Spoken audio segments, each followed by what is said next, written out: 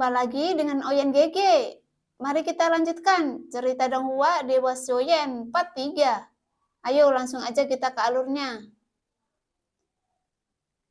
Namun pada saat ini, Taisu melihat nyala api di sekujur tubuhnya, seperti bintang yang bersinar dalam kehampaan yang redup. Tentu saja, itu yang mengejutkan semua orang Taisu adalah baju besi dewa palsu yang dikenakan Xiaoyan saat ini. Mereka tidak tahu bagaimana Xiaoyan melakukannya, karena tidak ada orang luar yang bisa melakukannya sebelumnya. Dan justru karena ketidaktahuan itu, mereka takut pada Xiaoyan. Suho yang berada di atas binatang terbang raksasa di sampingnya, melihat sosok Xiaoyan, pupilnya juga menyusut saat ini, dan wajahnya dipenuhi dengan kejutan yang beberapa waktu. Di belakangnya, mata indah kaisar wanita melengkung menjadi bulan sabit, dan sutra birunya seperti air terjun. Kemudian payudaranya yang renyah dengan sempurna menggambarkan apa yang seharusnya. Tapi sepertinya cahaya bintang yang memancar dari tubuhnya hanya menjadi sangat menyilaukan saat dia melihat Xiaoyan di depannya. Suho masih tidak mengerti mengapa permaisuri sangat memikirkan Xiaoyan, yang adalah Xiaoyan yang sangat mirip dengannya, dan dia yang sangat disukai oleh permaisuri.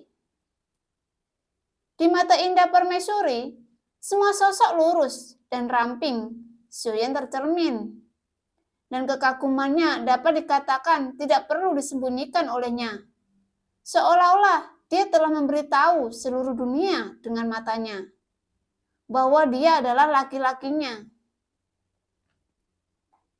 4 dewa Taisu di belakang Xiaoyan meledak dengan 4 cahaya penuh kekuatan penghancur. Tanpa ragu-ragu, mereka menuju Taisu setelah Xiaoyan mengambil 3 kepala. Dan ada 6 kepala yang tersisa, dewa kecanduan Taisu. Tiba-tiba, Taisu Senyi yang menyerang asli dan yang menekan istana dewa berburu, memimpin mereka harus memobilisasi jumlah yang sama dari Taisu Senyi untuk menghadapi serangan itu. Xiaoyan juga terkejut saat melihat serangan itu, karena apa yang tidak bisa dia bayangkan adalah energi mengerikan yang terkandung dalam tubuh para dewa Taisu ini. Dan saat ini, hanya ada 10 dari mereka yang digabungkan. Itu adalah kekuatan penghancur yang mengerikan yang meletus. Jika tidak ada kekuatan untuk memblokirnya, jika 10 dewa Taisu secara bersamaan meledak dengan serangan sinar seperti itu, hanya masalah waktu untuk menghancurkan bintang atau dunia. Karena subdunia nyata Xuan Yin memiliki begitu banyak dewa Taisu, jadi tidak mengherankan jika Taisu mungkin memiliki senjata pembunuh yang lebih kuat daripada dewa ketergantungan Taisu saat ini. Memikirkan hal ini, mata Xiaoyan menjadi lebih dingin dan lebih keras. Meskipun Taisu yang dihadapi sekarang mungkin hanya kekuatan sepele dalam perang ini, mulai saat ini, itu juga membuktikan bahwa Xiaoyan secara resmi memulai perang dengan Taisu. Kapan Taisu benar-benar menyerang Sensi? Tetapi sebelum itu, tidak peduli seberapa banyak mereka jika Anda dapat memecahkan Taisu di dunia nyata Xuan Yin, maka itu sudah cukup. Perang antar dunia bukanlah dalam semalam, apalagi sekejap. Perang ini akan berlangsung selama ratusan tahun, dan akan berlangsung selama ribuan tahun, atau bahkan lebih lama lagi. Bagaimanapun, untuk sepenuhnya menghancurkan kehendak dunia dan kemudian menggantikannya, pertempuran antara kedua belah pihak akan mencapai tingkat yang tak terbayangkan saat itu. Pada saat itu, Sensi juga akan direduksi menjadi medan perang Sura. Dan Xiaoyan, sekarang dia berencana untuk merasakan kekuatan dari Taisu terlebih dahulu. Dan dia juga ingin membiarkan Taisu mengerti dalam pertempuran ini bahwa tidak ada dunia yang akan dibantai oleh siapapun. Namun pada saat ini, ada puluhan ribu orang di Taisu, di depan Xiaoyan. Mereka semua mengenakan baju besi dewa palsu. Mereka yang tampaknya seragam, dan kekuatan mereka hanya dapat dibedakan dengan kristal merah di dada mereka. Dan saat ini, di barisan depan tim, bentuk dari baju besi dewa palsu lebih agresif dan bisa dilihat dari warna material yang terlihat berbeda dari lainnya. Di tengah dada mereka ada 4 kristal merah bersinar dengan mengesankan. Dan Xiaoyan menundukkan kepalanya dan melihat baju besi dewa palsunya. Tetapi hanya ada 1 kristal merah. Dan fungsi kristal merah adalah untuk menyimpan kekuatan keabadian di tubuh mereka. Semakin banyak kristal merah, semakin banyak kekuatan abadi yang dapat digunakan dalam pertempuran. Menghadapi puluhan ribu Taisu, Xiaoyan tidak takut sama sekali. Dan sepertinya dia tidak berniat meminta bantuan siapapun. Dia bahkan tidak pernah melihat istana dewa berburu saat ini.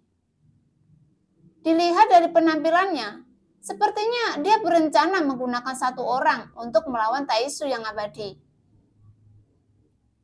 Apa yang ingin dia lakukan? Apakah dia sendirian untuk melawan 10.000 orang Taisu? Mereka semua dapat menggunakan kekuatan keabadian. Bahkan jika itu tidak benar-benar abadi, tetapi kekuatan keabadian sangat ganas melalui baju besi aneh ini. Orang ini juga mengenakan baju besi dewa palsu. Bukankah dia terlalu palsu? Ya, siapa dia? Jika kalian melihat lebih dekat, tidakkah kamu menyadari bahwa wajahnya sangat mirip dengan seseorang? Ratusan ribu pasukan dari istana dewa berburu menyaksikan adegan ini. Meskipun Xiaoyan tampaknya sangat berani saat ini, tetapi bagi semua orang, itu lebih seperti keberanian seorang pria, dan kekuatannya tidak akan terbayangkan. Tuan Istana, dia terlihat persis sama dengan Tuan Istana. Saya pernah mendengar bahwa Tuan Istana memiliki tiruan. Mungkinkah dia adalah tiruan dari Tuan Istana? Banyak orang telah memperhatikan penampilan Xiaoyan saat ini, dan penampilannya mudah dikenali. Meskipun pakaian dan gaya rambutnya berbeda dari Su Hou, fitur wajah dengan sedikit aura heroik sama dengan Tuan Istana mereka, bahkan tidak dapat dibedakan. Tiba-tiba, kebanyakan orang berpikir bahwa Xiaoyan adalah penguasa istana mereka, dan mereka juga percaya bahwa hanya penguasa istana yang bisa memberikan kejutan seperti itu, dan sangat kuat. Di sisi lain, ketergantungan Dewa Taisu memisahkan 4 kepala dan menghadapi 4 ketergantungan Dewa Taisu yang dikendalikan oleh Xiaoyan. Jadi, hanya ada 2 ketergantungan Dewa Taisu yang menekan istana dewa berburu saat ini. Dan saat ini, cahaya kemasan dari formasi pengubah awan langit sangat kuat. Dan ada simbol mata formasi pada formasinya. Sekarang, hanya ada 2 dewa kecanduan Taisu untuk ditekan saat ini. Dan kekuatan penekannya secara alami tidak dapat menjebak semua orang di istana berburu. Namun, mereka tidak mendapatkan perintah dari Su Hou saat ini. Bahkan jika semua orang menonton adegan ini, semangat juang mereka telah bangkit kembali dan mereka mulai berteriak keras. Suara-suara ini ditujukan pada Xiaoyan. Tuan Istana tidak terkalahkan di dunia ini. Tuan Istana Dewa Berburu adalah orang pertama yang menghancurkan pencuri Taisu ini. Semua jenis suara datang dan pergi. Semuanya berteriak dan bersorak. Tetapi semua suara bergegas ke arah Xiaoyan saat ini. Sehingga membuat Xiaoyan tercengang dan menatap curiga pada ratusan ribu pasukan di istana berburu. Pada saat ini, teriakan itu sepertinya langsung membuat momentum mencapai titik tinggi. Premisnya bukan untuk melihat wajah pada dua klon leluhur pada binatang terbang raksasa itu. Bahkan Su Hao tidak pernah berpikir bahwa semua orang akan mengira bahwa Xiaoyan sebagai dia. Ketika Su Hao merasa sangat tidak senang dan tinjunya tidak bisa menahan diri untuk mengepal erat pada saat ini, dia merasa bahwa identitasnya telah diambil oleh Xiaoyan. Hanya saja Xiaoyan tidak mempedulikan suara-suara tersebut, karena sekarang pikiran Xiaoyan hanya memikirkan bagaimana cara menghancurkan puluhan ribu orang Taisu hingga tercapik-capik. Taisu dan yang lainnya melayang di udara dan tidak bertindak gegabah saat ini, seolah-olah mereka takut pada Xiaoyan. Tapi kenyataannya tidak demikian. Mereka hanya menganggapnya aneh, karena hanya Xiaoyan sendirian. Di mata mereka, itu lebih seperti skema kota kosong konspirasi. Sehingga mereka semua ragu dan tidak berani mendekat dengan mudah. Bahkan Su Hao tercengang. Dia tidak tahu apa yang dilakukan Xiaoyan saat ini. Apakah dia benar-benar berencana untuk melawan 10.000 orang sendirian? Ini adalah puluhan ribu pria kuat dengan kekuatan abadi, bahkan ratusan ribu. Pasukan di istana berburu mungkin tidak dapat menandinginya.